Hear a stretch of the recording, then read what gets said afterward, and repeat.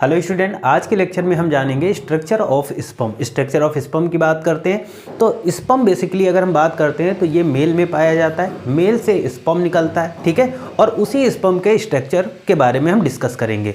अगर हम स्पर्म की बात करें तो ये एक माइक्रोस्कोपिक स्ट्रक्चर होता है, यानी इसका जो स्ट्रक्चर होता है स्पर्म का, उसको सिर्फ और सिर्फ हम माइक्रोस्कोप से देख सकते हैं, ऐसे नॉर्मल आइज से नहीं देख सकते हैं, ठीक है बच्चों।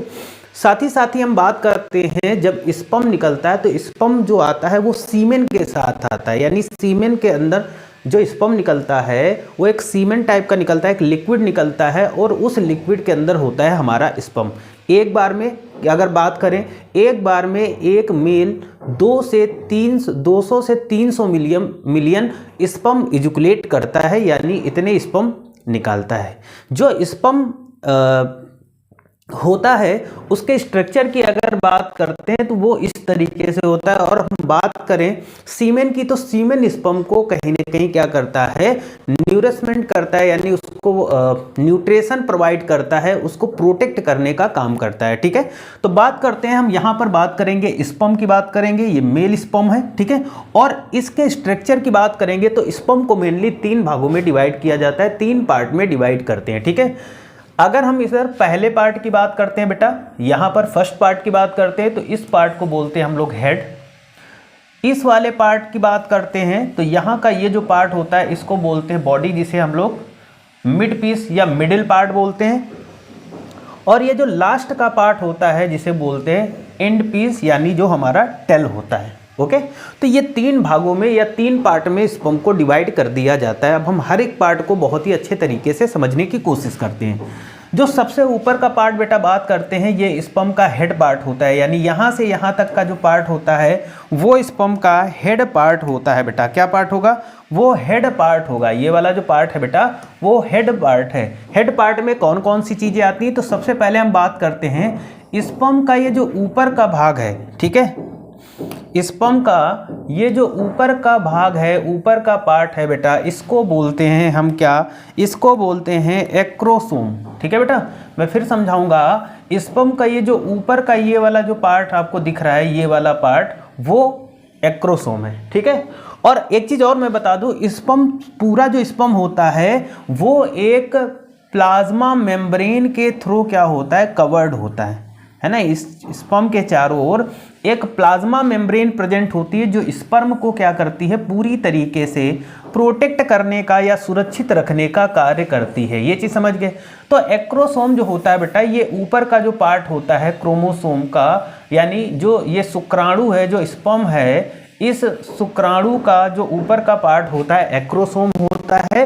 और यही एक्रोसोम भाग ही क्या करता है, किसी भी ओवम से जब फर्टिलाइजेशन यानी निषेचन की क्रिया होती है तो यही एक्रोसोम जा करके ओवम से टकराता है और उसी के थ्रू क्या होता है, ये पेंट्रेट करता है, ओवम के अंदर घुस जाता है और वहीं पर निषेचन की क्रिया या फर्टिलाइजेशन की प्रोसेस कंप्लीट हो जाती है, ठीक है। यहाँ पर इसी एक्रोसोम से कई एंजाइम्स निकलते हैं जो कि एग में घुसने के लिए, एग के अंदर पेंट्रेट होने के लिए एक्रोसोम को हेल्प प्रोवाइड करते हैं, ठीक है।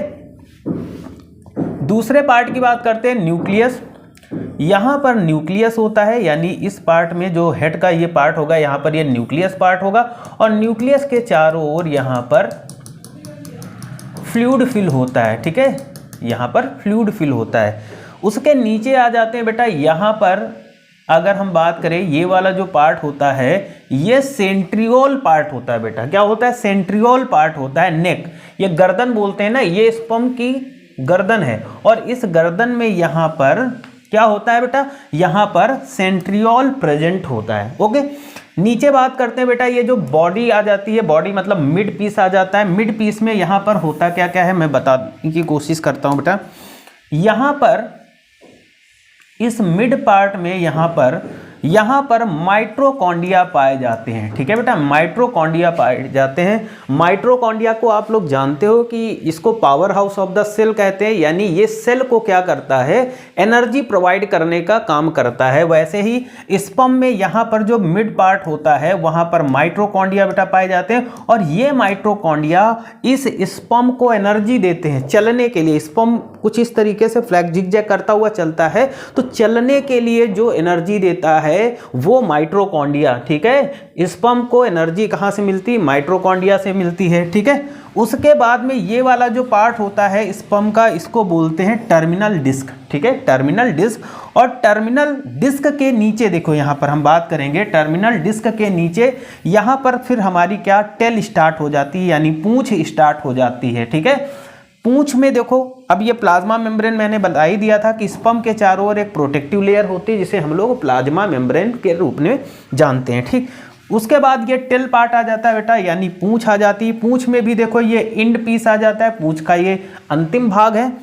यहाँ पर ये जो पॉइंट है इसको एक्सियल फिलामेंट बोलते हैं, है ना। टेल का ये वाला जो पार्ट होता है उसको एक्सियल फिलामेंट बोलते हैं बेटा, और ये हमारी पूरी टेल होती है। ठीक है, टेल भी, इस पूंछ यानी टेल का फंक्शन क्या होता है स्पर्म में, तो टेल का स्पर्म में फंक्शन होता है ये स्पर्म को मूव कराती है, स्पर्म को आगे बढ़ने के लिए धक्का देती है। ठीक है, तो हर एक पार्ट का स्पर्म में बहुत ही ज़्यादा फंक्शन है। ठीक है, यही जो पूंछ होती है, ये स्पर्म होता है, ये पूंछ पीछे ऐसे जिग जैग करती हुई धक्का देती है मूवमेंट कराने में, जिससे क्या होता है स्पर्म आगे की ओर जाता है। आपको एक चीज़ और बताया कि 200 से 300 मिलियन स्पर्म निकलते हैं एक बार जब कोई मेल इजुकुलेट करता है, जब स्पर्म निकालता है। ठीक है, स्पर्म जब निकलते हैं तो उसके साथ साथ सीमेन होता है, मतलब देखा होगा आपने, जब स्पर्म निकलता है तो बहुत सारा लिक्विड निकलता है, ये वो सीमेन होता है, और उसी सीमेन में हमारे छोटे छोटे स्पर्म होते हैं जो कि बहुत ही ज़्यादा होते हैं, ये अंदर पाए जाते हैं, है ना। और ये जो सीमेन होता है, मैंने पहले भी बताया, ये इनको एनर्जी प्रोवाइड करता है या इनको न्यूट्रिशन प्रोवाइड करता है, स्पर्म को सुरक्षित रखता है, इनको लाने का काम करता है बाहर की ओर सुरक्षित। ठीक है, तो आई थिंक आपको समझ में आया होगा स्पर्म का स्ट्रक्चर। ठीक है, शुक्राणु की संरचना आपको समझ में आई होगी। ठीक है, और अगर समझ में आई तो चैनल पर नए हैं तो चैनल को सब्सक्राइब करिए, वीडियो को जितना हो सके लाइक और शेयर करिएगा, है ना। ये क्लास 10th के लिए बहुत इंपॉर्टेंट है, क्लास 10th में बार बार स्पर्म की स्ट्रक्चर के बारे में पूछा जाता है।